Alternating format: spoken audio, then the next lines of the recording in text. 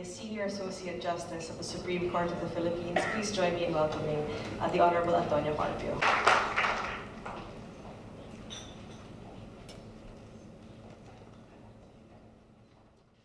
The stunning victory became strangely orphaned. The Duterte administration refused to celebrate the ruling, even though the ruling legally secured for the Philippines a vast maritime zone larger than the total land area of the Philippines.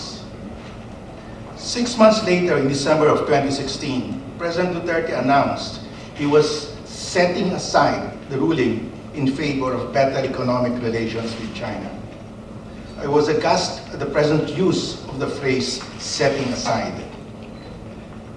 In law, to set aside ruling means to nullify, void, or abandon the ruling.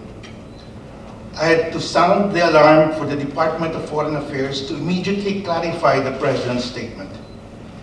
If accepted by China, the President's statement would legally bind the Philippines under the well-recognized doctrine in international law on unilateral declarations by heads of state. Thankfully, the DFA promptly issued a clarification that there was no abandonment of the ruling. The clarification was issued just a few hours before China warmly accepted the President's statement. This prevented the President's statement from becoming legally binding on the Philippines. We escaped a self-inflicted colossal disaster by the skin of our teeth.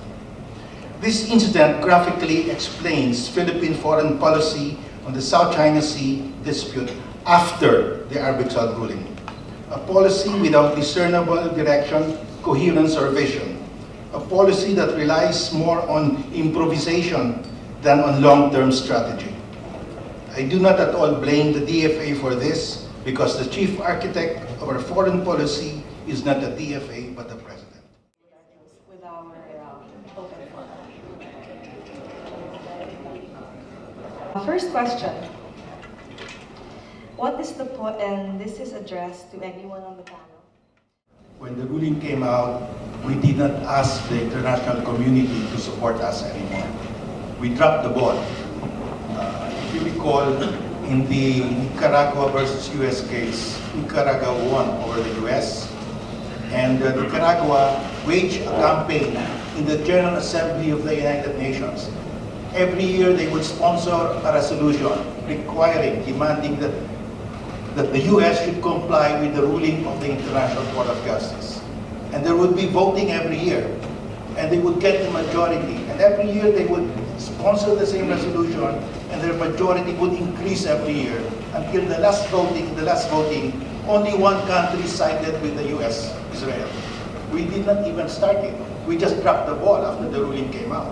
So how can you expect the world to support us? Be used as leverage for us in the future. And then related to that,